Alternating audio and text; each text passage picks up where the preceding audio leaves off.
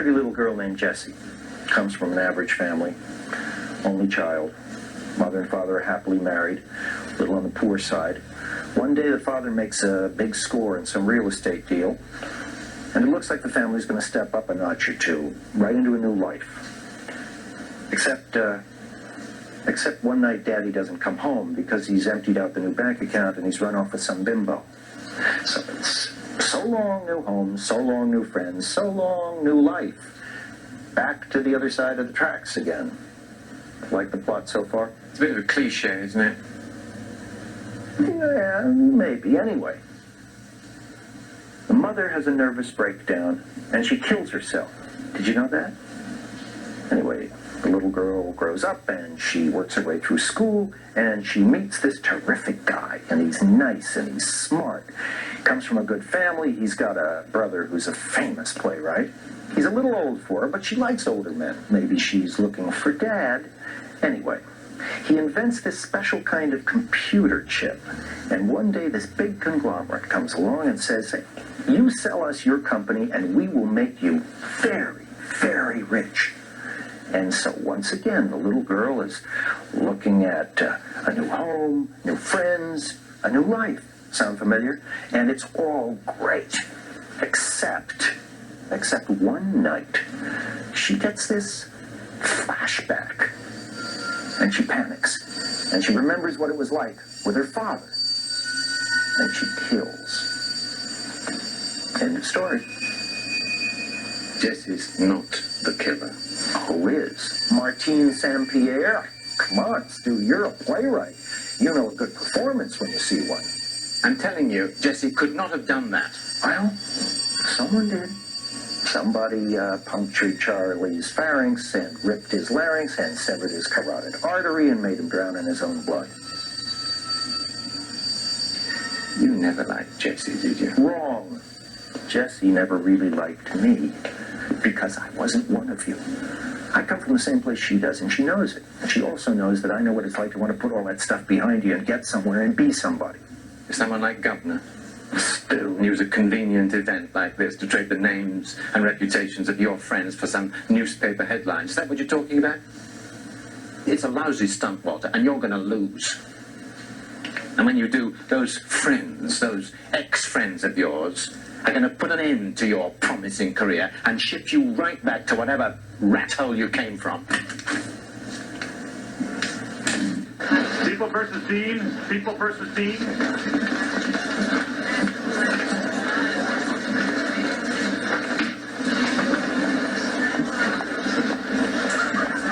Have you had experience in cases like this before? Yes, sir. I have personally had experiences of such cases. And there are many documentations of this kind of event. Is it schizophrenia? No, sir. It is more properly a form of hysteria. Like a possession? Your Honor, we would object to the use of that term since it is more properly used in the field of religion and has no legal definition. Well, Mr. Daniels asked only if it was like a possession. I think we can hear Dr. Borofsky's answer. Well, I was about to say, Your Honor, that a possession is not a medical term either. We might call it a seizure. And does the victim of such a seizure bear responsibility for his or her actions during... Your Honor? I know, Mr. Lang. Doctor, in your expert medical opinion, does the victim of such a seizure undergo such a radical change that his or her behavioral traits can no longer be recognized? Mr. Daniels, the victim of such a seizure is no longer present. The other one, the other persona, is the only one there, with all its own individual traits and habits and abilities. Thank you, Doctor. No further questions, Your Honor. Then from the time that Mr. Dean, your brother-in-law, told you to go to sleep, until the time you found yourself standing near your husband's body, you remember nothing. No, nothing. I heard someone screaming. Mrs. Dean, did you love your husband? I still love my husband. I'll always love him. Thank you. No further questions. Mr. Lang. Thank you, Your Honor.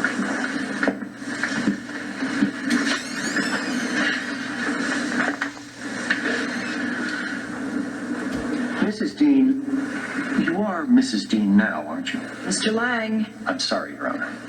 Mrs. Dean, previous to the night that your husband was killed, had you ever undergone hypnosis? No. Was it an unpleasant experience? What?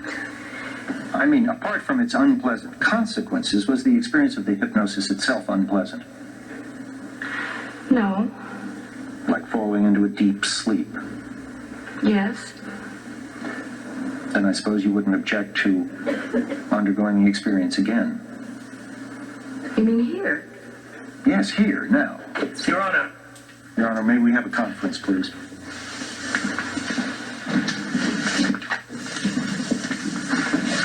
Your Honor, the defense is basing its entire case not on the innocence of the defendant, but on the guilt of someone named Martine St-Pierre. Now, if Miss St-Pierre is here in this courtroom, if in fact she is inside Mrs. Dean's body, shouldn't we be at least allowed to hear her testimony? Your Honor, there simply isn't any precedent for Well, this kind as a matter of fact, there is. In Maryland versus Nolan, I think you'll find adequate. I'm familiar with this case, Mr. Lang. Counselor, I think we can explore this notion and see where it leads, but not in the presence of the jury. Ladies and gentlemen, you are instructed to go with the bailiff until you are recalled. Please stay together and do not discuss this case.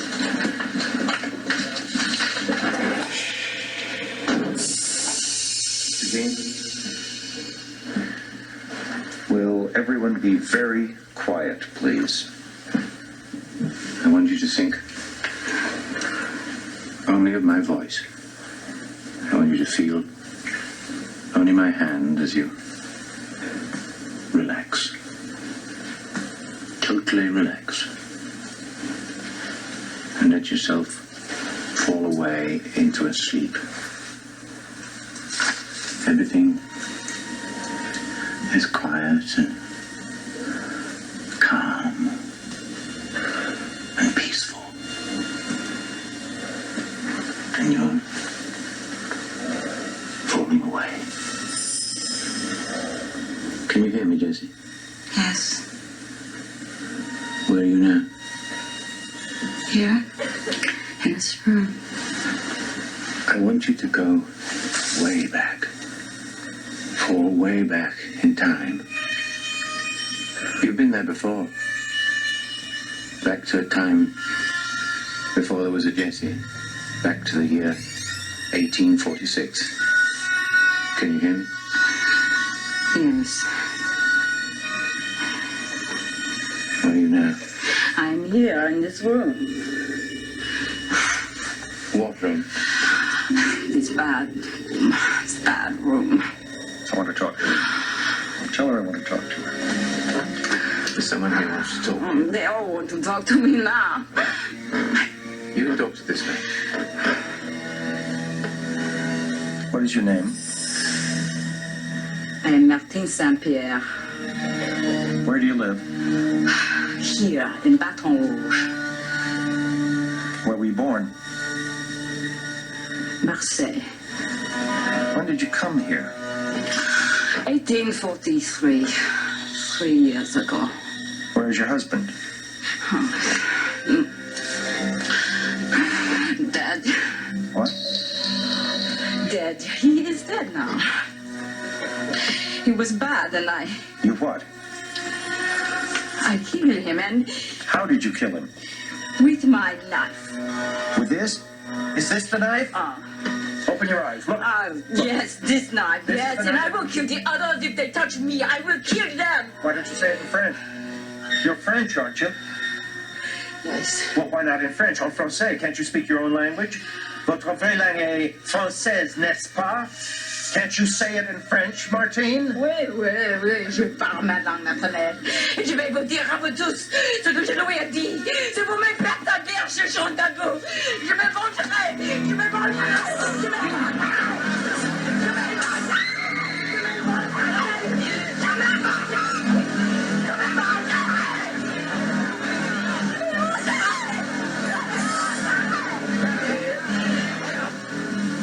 It happened right here.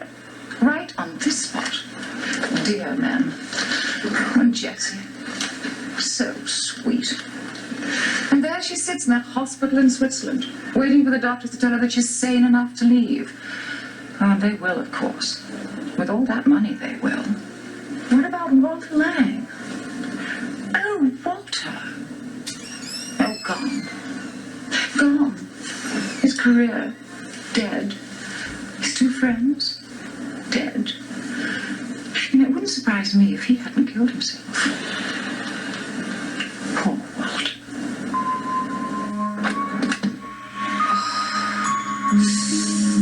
Are you awake? It's so beautiful out there. Clear, cold. I think I will have a wonderful life here in Switzerland. Here with my teacher. How are you, my clever teacher? My favorite French tutor? Tu vas bien?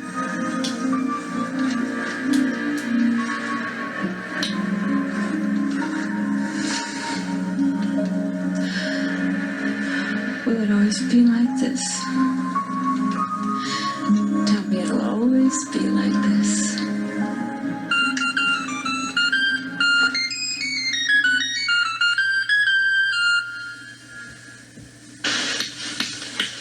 Doesn't Cook? Since I can't wake you up, I can only leave you with this post-hypnotic suggestion.